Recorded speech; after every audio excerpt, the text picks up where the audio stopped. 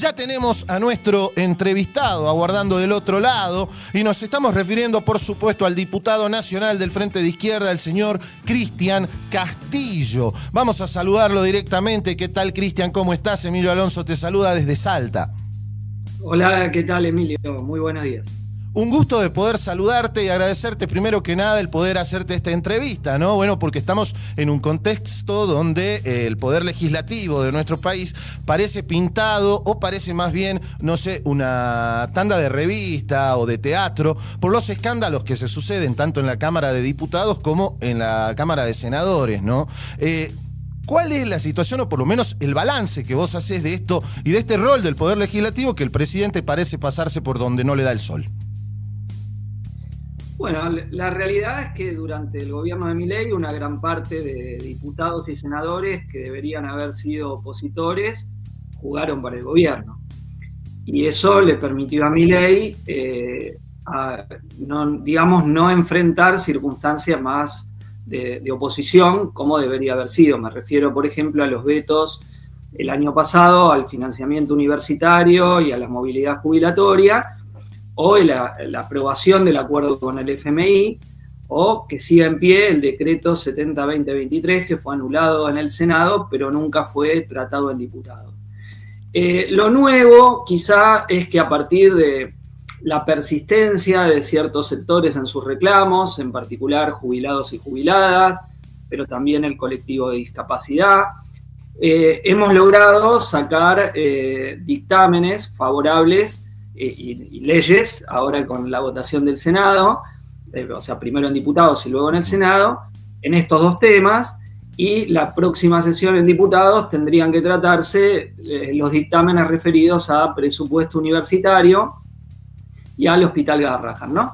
Otro sector que también ha peleado y que yo quiero remarcar esto: si estos temas han llegado al recinto y han tenido en algunos casos ya sanción de ley y en otros prontos a tener media sanción, creo que es por la persistencia de la lucha en las calles, ¿no? Que viene, a mi entender, creciendo mucho desde hará un mes y medio, 2 meses, donde uno puede percibir que no se banca más que los salarios sean tan bajos y entonces la gente pelea por el salario, tanto en el sector privado como en el público. Pongo un conflicto emblemático, el de la UTA, el de los choferes de colectivos, que le impusieron a su gremio un paro general por ese tema, y bueno, y de algún modo se transformaron en voz de mucha gente, porque los choferes decían, bueno, yo termino mi turno y me voy a manejar un Uber, o termino mi turno, me voy a manejar un colectivo escolar, y así no podemos seguir. No, los riesgos que eso insume, ¿no? Claro, obvio, en esta actividad, pero eso es algo que ellos señalaban, pero no es exclusivo de su actividad. Entonces vos ves hoy que quien tiene un trabajo no cubre sus costos de reproducción y entonces tiene que tener un segundo trabajo o hacer jornadas verdaderamente interminables. Eso es un factor del descontento. Otro es los cierres, los despidos o los ataques directos de recorte de organismos del gobierno, ¿no? Para darte un ejemplo, sí, el día martes, ¿no? El día martes, por la mañana nomás, empezó el día acá en el AMBA con un corte en la Panamericana de los trabajadores de la empresa Georgalos ante 5 despidos ilegales. Después siguió en el INTI, después en la Dirección Nacional de Vialidad ante el cierre, y en ARSAT también, donde había un conflicto. Entonces vos tenías en una mañana 4 movilizaciones o reclamos. Y bueno, y esto es una tendencia importante que me parece que es lo que expresa que el Congreso ha empezado a cambiar en parte la agenda y hacerse eco de los reclamos populares. Bien, acá me gustaría hacerte otra consulta, digamos, porque bueno, hablamos de jubilados, de pacientes con cáncer, de pacientes, de personas con discapacidad, pero también estuvimos tratando, o por lo menos poniendo atención sobre los pacientes oncológicos. Quería consultarte sobre esto, porque bueno, recientemente pasó algo con Araceli Julio, una artista, que ya denunciaba que había 1.900 personas con presentaciones en la justicia. ¿Cuál es la situación en relación a esto y qué se plantea como frente, ¿no? Dado que eliminaron el Instituto Nacional del Cáncer, lo pusieron bajo la órbita de salud, y esto parecen más complicaciones y más burocracia que soluciones. Bueno, lo que pasa es que hay un organismo, que es la DATSE, que era la que otorgaba los medicamentos de alta complejidad, que desde que asumió el gobierno frenó toda entrega. Y bueno, eso verdaderamente provocó no solo perjuicios en general, sino fallecimientos de gente que reclamó judicialmente y no llegó a tiempo para que le provean los medicamentos. Y es parte de lo que hace el gobierno en todos los terrenos.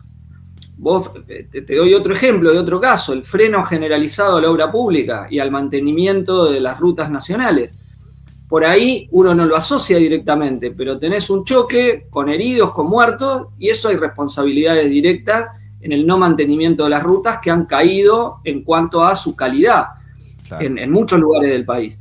Y bueno, es parte de cómo el gobierno actúa. En el colectivo de discapacidad, los perjuicios han sido terribles. Hay chicos que necesitaban un acompañante terapéutico para ir los 5 días de la semana al colegio, y debido al bajo nivel de que son las prestaciones, solo se les cubría 1 o 2 días semanales. Vos imaginate, para ese pibe, para esa piba, lo que viene significando perder 2 o 3 días de clase en algunos casos. O en el problema del transporte, donde lo que pagan es tan bajo que el servicio dejó de prestarse. Entonces, sí, el gobierno ha tomado en un montón de áreas un conjunto de decisiones que han afectado la vida de muchísima gente y después no se hace cargo, ¿no? Mira como si esto no fuese su responsabilidad.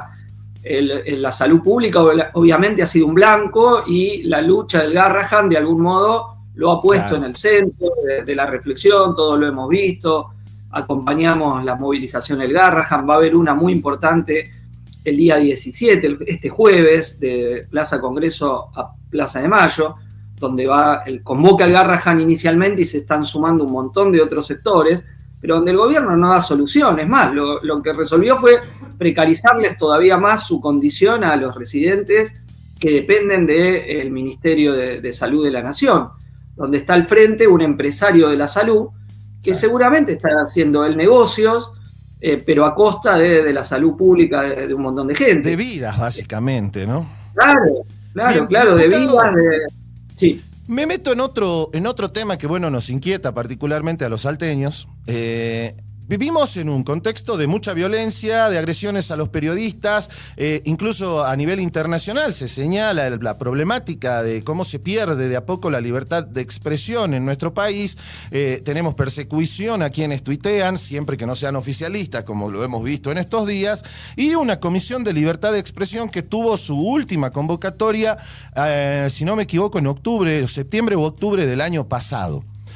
Han planteado o plantean cambiar a la presidenta, que es nuestra diputada, la señorita María Emilia Orozco. ¿Qué significa para los salteños poder explicarles y que puedan entender que no funcione esta comisión en este escenario? Bueno, en mi caso yo soy vicepresidente primero de la comisión y ya no sabemos más qué hacer para tratar de abrirla. Porque en la Cámara de Diputados, a diferencia del Senado, si el presidente o la presidenta de la comisión no convoca, no hay la posibilidad de autoconvocatoria. Entonces, lo que viene haciendo el oficialismo en algunas comisiones clave es directamente plancharlas. Lo viene haciendo José Luis Espera en la Comisión de Presupuesto y lo viene haciendo María Emilia Orozco, en la Comisión de Libertad de Expresión. Ya no sabemos qué más hacer, porque le hemos presentado notas por un reglamento, un artículo que se llama 109, donde vos pedís temas a tratar, proyectos a tratar. Ya le presentamos creo que como 5 notas de muchos de los diputados que integramos la comisión. Le hemos presentado una nota a Menem, otra diputada, y la hemos acompañado, ha planteado la necesidad de la renuncia de la diputada, porque, a ver, no puede ser que en un contexto de agresiones permanentes, que no son solo verbales, sino que en algunos casos se transformaron en físicas, como en el caso del periodista Roberto Navarro, claro, no se llame a reuniones de la comisión tanto para tratar los proyectos que hay de declaraciones, de repudio, de rechazo a todos estos ataques intimidantes, porque no es que vos me decís algo a mí y vos sos un periodista. Cuando lo dice el presidente de la Nación, es quien controla la fuerza de seguridad, quien controla los servicios de inteligencia, y quien cuando habla crea una incitación a actuar. Doy otro ejemplo, en la represión a manifestaciones, Pablo Grillo. Claro.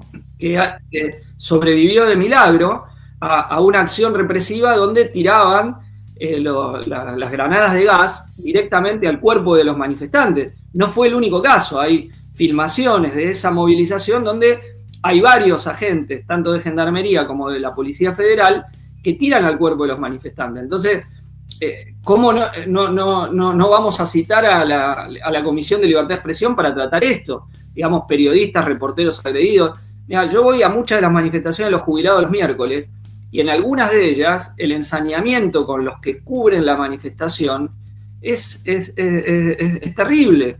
Van y buscan al camarógrafo, al periodista que está sacando notas, que está viendo, y esto es parte de toda una intimidación para, bueno, no mostrar cómo funciona el operativo represivo de Patricia Bullrich, ¿no?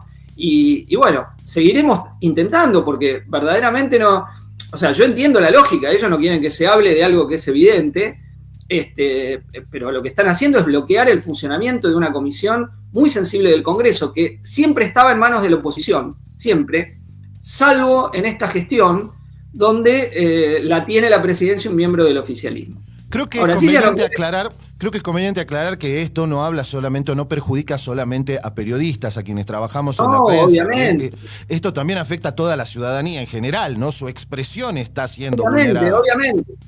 Pero, a ver, no se trata de que no se pueda discutir las afirmaciones de un periodista, de una periodista, de un medio, etcétera. Eso desde ya que se puede discutir, y desde ya que las grandes empresas periodísticas tienen intereses, y bueno, yo de la izquierda lo sufro frecuentemente, que te acusan, te atacan y no te dan el derecho a réplica que correspondería.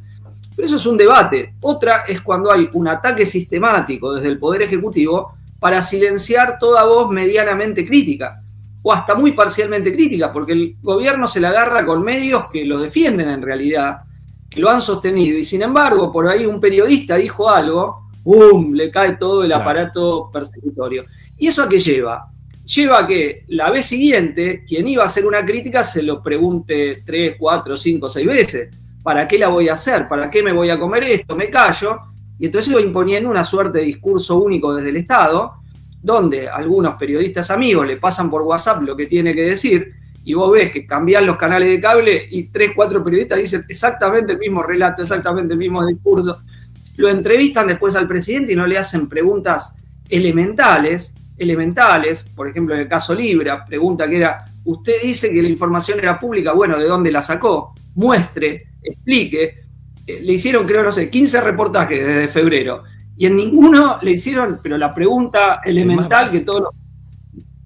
Claro, además básica la pregunta, justo que nos metemos ahí en Libra, este es un tema que me interesa bastante, que lo tratamos de seguir, pero que obviamente no muchas personas lo terminan de comprender. ¿Cuál es la situación actual? Porque, bueno, sabemos que la comisión investigadora de Libra busca avanzar y dar luz en relación a esto, que la Oficina Anticorrupción busca enterrar a como dé lugar. ¿Cuál es la situación y cuáles son los avances que se perfilan en esta comisión ahora? Bueno, a ver, la comisión lo que consiguió fue, por un lado, una interpelación al ministro Francos y una sesión informativa muy importante de más de 9 horas, donde declararon periodistas y expertos en el tema cripto que, bueno, dejaron en evidencia mucho de lo que se venía diciendo, que se sospechaba sobre la responsabilidad de Milei en la estafa. Sobre todo el hecho que Milei efectivamente se reunió un montón de veces con Hayden Davis, con Mauricio Novelli y Terrones Godoy, que había sido advertido por un experto en cripto, Mariano Friedman, respecto a la trayectoria muy dudosa y sospechosa de Terrones Godoy y de Novelli, y que pese a que la Casa Rosada lo había llamado Damián Reidel para preguntarle por qué hacía esas afirmaciones, qué fundamento tenía, y él le había dado todos los fundamentos, el presidente siguió adelante. O sea que no es alguien que puede decir yo soy un ingenuo, que me dijeron que... Bueno, no lo puede decir. Lo segundo, que ninguna persona que no esté en el lanzamiento de un emprendimiento cripto puede haber tenido acceso al link que el presidente posteó en su tweet en la red X, que permitió la estafa. Sin el tweet de Milei no había estafa. Y eso creo que es lo que queda de manifiesto y lo que lo involucra directamente.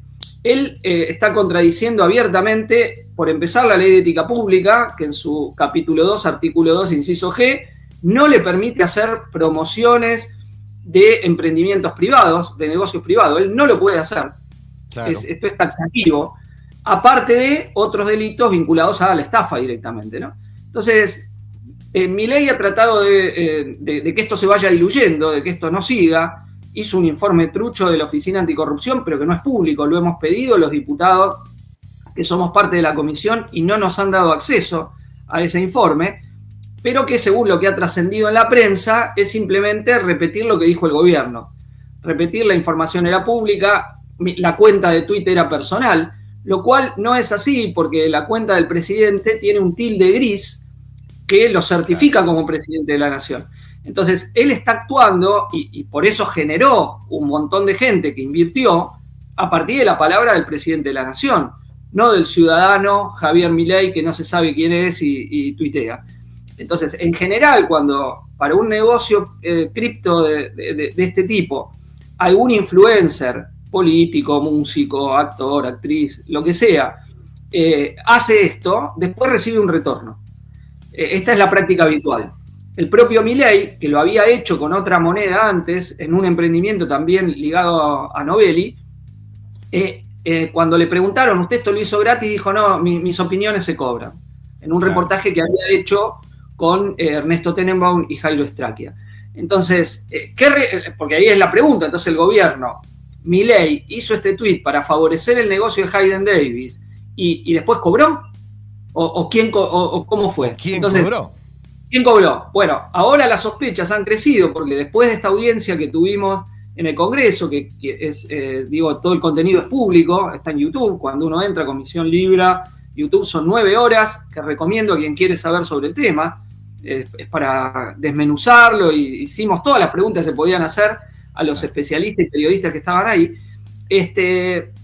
Ahora salta que Hayden Davis hizo transferencias después de reunirse con Milei en la Casa Rosada y poco antes también de largar el emprendimiento libre. Coincide perfectamente con los tiempos, incluso con el vaciamiento de la cuenta de Novelli, ¿no? Efectivamente. O sea, primero lo de Hayden Davis, y Novelli lo que tenemos sí es que van la hermana y la madre a la caja de seguridad el primer día hábil, porque el escándalo Libra salta un viernes a las 7 y pico de la tarde, 4 horas hasta que el gobierno baja el posteo, hasta que Milei baja su posteo, y el lunes a primera hora, ni bien abre el banco, están ahí la hermana y la madre de Novelli yendo a vaciar la caja de seguridad.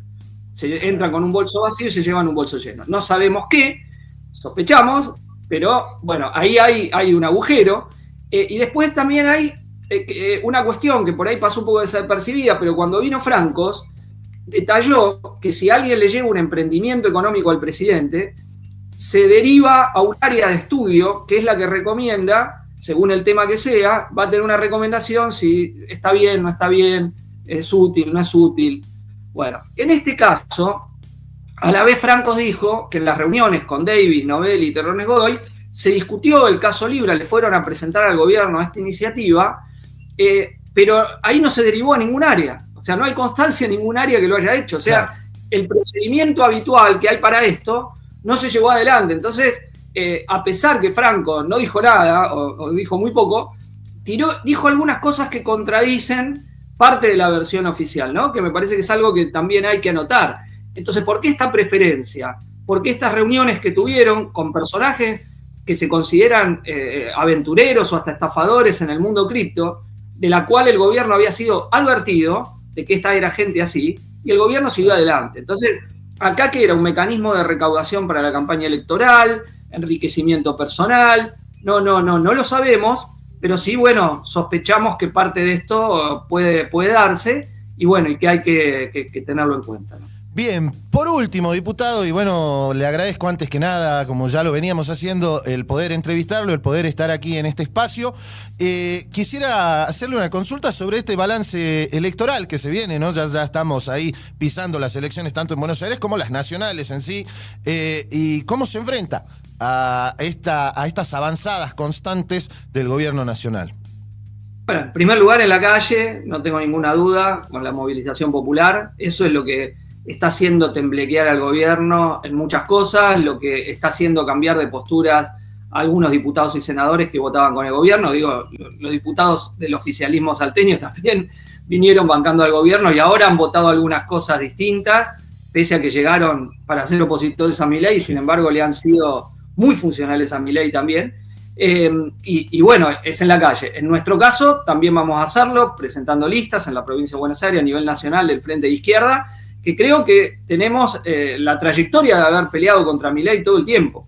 Nosotros nunca nos pusimos, como decimos en el Congreso, la peluca. Los que se ponen la peluca son los diputados que habiendo llegado como opositores terminan jugando para el oficialismo. Siempre lo enfrentamos y acompañamos la movilización en las calles. Entonces, creemos que para quien vaya a votar sabe que el lugar que va a estar la izquierda, los reclamos populares, planteando la necesidad de romper con un fondo monetario que nos está esclavizando y tratando de sembrar conciencia de que mientras sigamos atados al FMI no hay posibilidad de futuro, porque el FMI es el que dice 0 a los jubilados, 0 al Garrahan, 0 a la discapacidad, junten todos los dólares para pagarnos a nosotros. Y si la gente se muere, que se muera, a mí qué me importa. Y eso es lo que está haciendo el gobierno. Recuerden ustedes, Milei votó en contra del acuerdo con el FMI de Guzmán, ¿no? Claro. Y después impulsó el acuerdo con el FMI. Y el peronismo en el gobierno impulsó el acuerdo de Guzmán para aceptar la deuda de Macri y ahora está en la oposición. Entonces, acá hay que decir con claridad, no hay futuro con el Fondo Monetario y es parte de lo que nosotros vamos a intentar transmitir durante la campaña electoral para obviamente cambiar esta situación donde los salarios son de hambre, empieza a crecer fuerte la desocupación y bueno, esto no va para que se enriquezcan unos muy pocos, se jode todo el resto de las clases trabajadoras y los sectores populares. Muchísimas gracias, diputado, que tenga una hermosa jornada y bueno, que estaremos pendientes de cómo se actualiza tanto la Comisión de Libertad de Expresión, la Comisión de Libra y toda esta agenda legislativa que la verdad la necesitamos cada día más. Muchísimas gracias. Así pasó el diputado nacional Cristian Castillo. Habló un poco de todo. Hasta de Libra hablamos de la situación de la Comisión de Libertad de Expresión, del no trabajo de la diputada María Emilia Orozco y por supuesto también de la situación de los enfermos con cáncer, algo que nos viene preocupando, el abandono a los jubilados, el abandono a los pacientes oncológicos. Creo que son varias cosas, ¿no?, que no explican los que están ligaditos al oficialismo y los que dicen defender a ultranza a este gobierno nacional. 11:42, hacemos un breve receso, nos acomodamos y seguimos con esto que llamamos responsabilidad limitada.